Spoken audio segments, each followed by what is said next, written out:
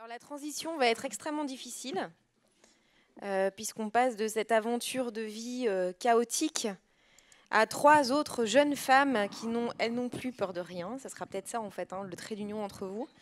En fait, c'est 3 femmes qui ont été sélectionnées dans le cadre d'un concours Kiss Kiss Bank Bank. Je pense que vous connaissez ce que c'est Kiss Kiss Bank Bank. C'est une plateforme de crowdfunding. Et en l'occurrence, ce sont 3 femmes entrepreneurs engagées qui ont été choisies pour venir pitcher leur projet devant vous. Surtout pitcher leur vie d'entrepreneur, finalement, parce que ce que je leur ai demandé, c'est moins d'expliquer ce qu'elles font que ce pourquoi elles le font et pourquoi c'est en lien avec ce qu'elles sont. Et l'objectif étant pour elles d'essayer d'éveiller la flamme entrepreneuriale parmi les héros et les héroïnes qui sont là ce soir, s'il y en a qui sont titillés par cette envie d'entreprendre. C'est à vous, mesdames.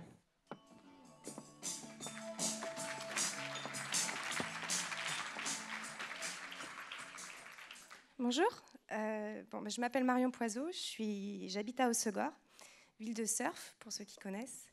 Donc, je suis réalisatrice et surfeuse et j'ai allié ces 2 passions en partant avec une amie irlandaise surfer et filmer dans un pays qui m'a toujours fascinée, qui est l'Iran. Donc, notre objectif, c'était de surfer dans une région, de découvrir une région qui n'avait encore jamais été surfée, de partager notre passion et d'en faire un film pour montrer que, en allant au-delà des préjugés et nos a priori, on pouvait créer des belles histoires. Donc j'ai pris contact avec 2 sportives iraniennes très engagées, une snowboardeuse, Mona, qui habite à Téhéran, qui est prof de snow à Téhéran, et Shala, qui est une nageuse professionnelle iranienne. Et toutes les 2, elles ont spontanément accepté de se joindre à nous, et donc on est parti. Voilà, on a lancé le projet, 4 femmes, un projet difficile à mettre en place, mais pas irréalisable. Donc voilà, ça a été le début de l'aventure. Alors le financement, l'obtention du visa pour filmer en Iran et la technique, ça a été une vraie galère, c'est clair. Déjà, des chaînes de télé qui m'ont dit clairement que le sujet ne rentrait pas dans les cases. Donc pas de financement, j'ai dû autofinancer le projet, ce qui a été très long. Ensuite, j'ai envoyé des planches en Iran, ce qui a été aussi une vraie galère. J'ai appelé les douanes pour pas qu'ils les coupent en 2, parce que c'est ce qu'ils font des fois pour voir s'il y a quelque chose dedans. Et après, j'ai obtenu un visa, difficilement, un visa presse, que j'ai eu 6 heures avant le décollage. Donc voilà, pas de stress. Donc c'est vrai que l'une des priorités quand j'ai préparé ce projet, c'était d'assurer notre sécurité, parce qu'on partait dans une région qui est considérée comme l'une des plus dangereuses au monde. Et je vous avoue que j'ai eu quelques doutes quand même quand j'ai préparé ça. Je me suis dit, qu'est-ce qu'on fait? On va prendre des risques? Est-ce qu'on va revenir? Ce genre de questions existentielles. Et puis finalement, c'est grâce au soutien de nos proches, ça c'est important dans un projet, c'est que les proches sont là, et aussi au soutien de l'ambassade que j'ai tenu le coup et que voilà, finalement, j'ai décidé d'aller jusqu'au bout. Et c'est en arrivant là-bas et en rencontrant les chefs de tribus locaux et le membre du Parlement de la région que j'ai compris qu'il ne nous arriverait rien. Donc on a passé 3 heures à boire du thé avec une vingtaine d'hommes les plus influents de la région. Et après 3 heures de thé, ils ont décidé de nous soutenir en nous donnant les règles. Donc ok, vous pouvez surfer, mais alors les hommes et les femmes, chacun de leur côté, les femmes voilées, et une femme peut enseigner aux femmes. Voilà, les règles, c'est les lois aussi du pays là-bas, donc il fallait les respecter. Alors, après, on a fait du repérage, on a trouvé une vague à côté d'un petit village de pêcheurs. Et là, donc, les filles se sont mises à l'eau pour la première fois. Et à ce moment-là, très vite, les garçons et les hommes ont voulu essayer. Et c'est là toute la beauté du sport et du surf en particulier, c'est qu'une fois dans l'eau, la force de l'océan nous ramène tous au même endroit. Donc finalement, l'océan ne fait pas de détails, la culture, la religion, le genre. Et on a brisé quelques règles, puisque au final, hommes et femmes surfaient au même endroit, quoi. Mais bon, c'était l'océan, c'est pas nous. Et à ce moment-là, j'ai réalisé à quel point, la force, oui, vraiment la force du surf, que ça peut briser des barrières, toutes les barrières qu'on s'impose au sol. À ce moment-là, elles s'effacent. Alors, au fur et à mesure du projet, on a eu des maris, des pères qui nous ont demandé de faire surfer leurs femmes et leurs filles. Et c'est là que je me suis dit, ok, j'ai pas fait tout ça pour rien. C'était compliqué, c'était éprouvant, Mais ça valait le coup juste pour ce moment-là, quoi, pour voir ces filles et ces femmes surfer avec nous. Donc, bon, évidemment, l'Iran, c'est pas tout rose, hein, c'est clair, loin de là. Mais mon film, parce que j'en ai fait un film, c'est le témoignage de mon histoire, de ce que j'ai vécu là-bas. C'est une histoire de partage, une histoire de tolérance aussi, et puis j'espère un message d'espoir pour l'avenir. Donc il a été sélectionné à plusieurs festivals internationaux, dont Téhéran. Voilà, je repars dans 15 jours, ça c'est une belle récompense. Il va être diffusé là-bas.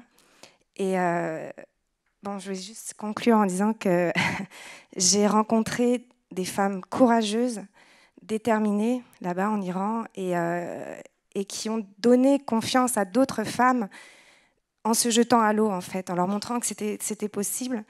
Et puis l'histoire, elle continue parce qu'on est en train de créer une école de surf avec des femmes, pour des femmes, et puis pour des hommes aussi, éventuellement. Et l'histoire, elle continue. Voilà, on repart régulièrement et le surf continue en Iran. Pour ceux qui veulent venir, n'hésitez pas. Voilà.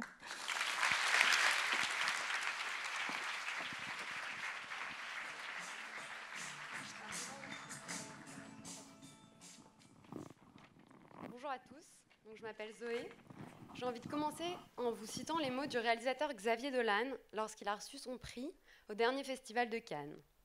Je pense que tout est possible à qui rêve, ose, travaille et n'abandonne jamais. Rêver. Fille de 2 parents avocates, je me suis naturellement dirigée vers des études de droit, mais en fait ça ne me correspondait pas du tout. Du coup j'étais une élève plutôt moyenne. Au fond de moi, j'avais envie de travailler dans la mode, j'avais envie de création. Alors pour que le rêve devienne réalité, il faut oser. Je pense que pour oser, il faut qu'il y ait un déclic. Moi, des déclics, j'en ai eu 2. Le premier, c'est quand j'ai voulu prouver à tout le monde que finalement, je n'étais pas si mauvaise.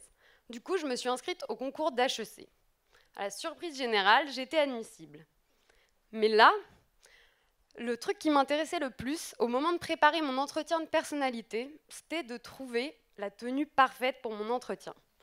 Je devais être à la fois stylée, professionnelle, bien dans ma peau, et ça ne devait pas coûter trop cher. Après une journée de shopping chaotique, j'ai fini par acheter un tailleur et je ressemblais plus à ma grand-mère qu'à un défilé Yves Saint Laurent. Alors voilà, l'idée d'admise était née. Ensuite, il m'a fallu un deuxième déclic pour oser me lancer. Et là, il y a 2 ans, j'ai parlé avec un acteur aujourd'hui très connu qui m'a dit « Vous savez Zoé, à 18 ans, il y a 40 ans, quand j'ai quitté ma campagne pour devenir acteur, personne n'y croyait. Alors allez-y, faites-vous confiance. » Donc maintenant, il va falloir travailler. Là, il m'a fallu trouver un associé, parce que toute seule, je n'allais pas y arriver. Donc Aristide Texier s'est associé à moi dans cette aventure. Ensuite, on n'avait pas d'argent, donc il a fallu trouver des fonds. On a fait une levée de fonds grâce à KissKissBankBank, et là, on a obtenu 12 500 €. On a mobilisé des gens autour de nous. Ensuite, on est parti au Portugal pour créer notre première collection. Pareil, il a fallu motiver, et parce qu'on était tout petit et que c'est difficile là-bas. Au final, on a sorti notre collection et en 1 mois et demi, on avait tout vendu. Et c'est maintenant que j'ai envie de vous dire qu'il ne faut jamais abandonner parce qu'on voulait lancer notre deuxième collection. Après des mois de retard avec le Portugal, il a fallu tout recommencer à zéro. En 15 jours, j'ai trouvé un moyen de reproduire entièrement en France toute la collection avec des tissus de grandes maisons de mode françaises. Et donc là, en ce moment, je suis en train de présenter la collection que j'ai reçue il y a 2 jours au Festival du Dress Code, si ça vous intéresse, au Canal Saint-Martin. Et je voudrais juste conclure en vous disant quelque chose, c'est de ne pas croire que pour monter une entreprise, il faut être un homme forcément, parce que pour moi, être une femme, pour l'instant, ça n'a été qu'un atout. Voilà, merci.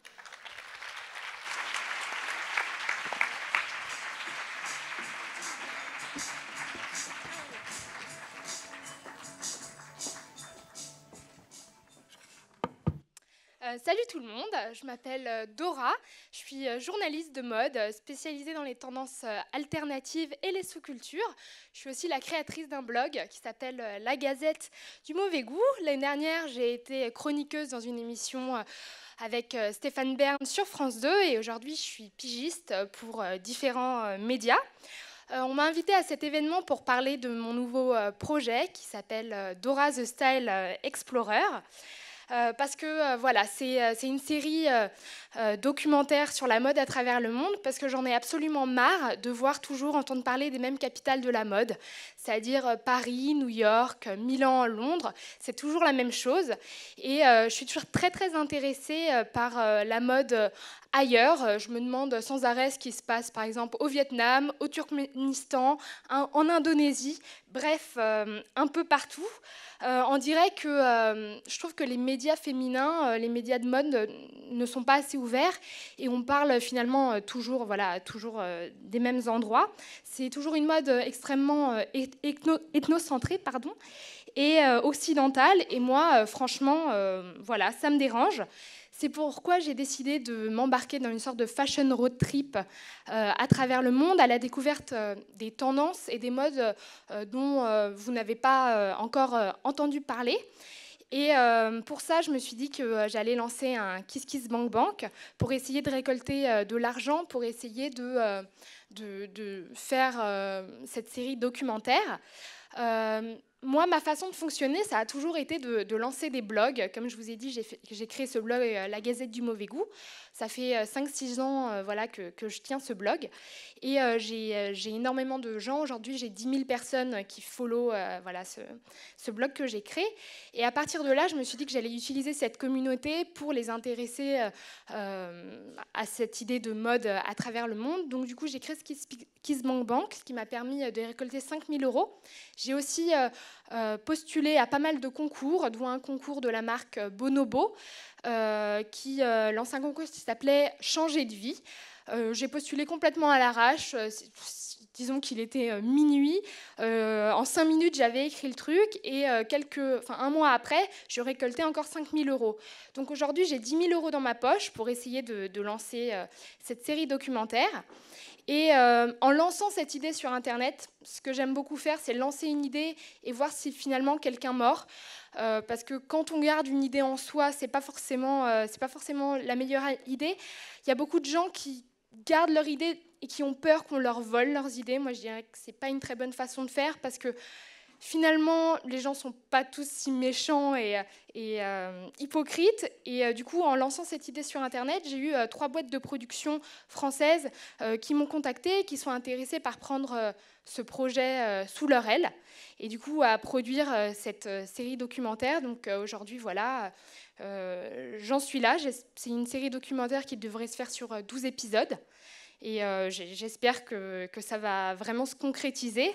Donc voilà, si j'ai un conseil aujourd'hui, moi, c'est de vraiment voilà, de lancer des bouteilles à la mer à travers le web, parce que jusqu'à aujourd'hui, c'est comme ça que j'ai atterri sur France 2, c'est comme ça que j'ai écrit pour Le Monde, c'est comme ça que j'écris pour des féminins, que je participe, que je fais des documentaires pour Arte, etc. Et tout ça, c'est grâce à ma présence sur la toile.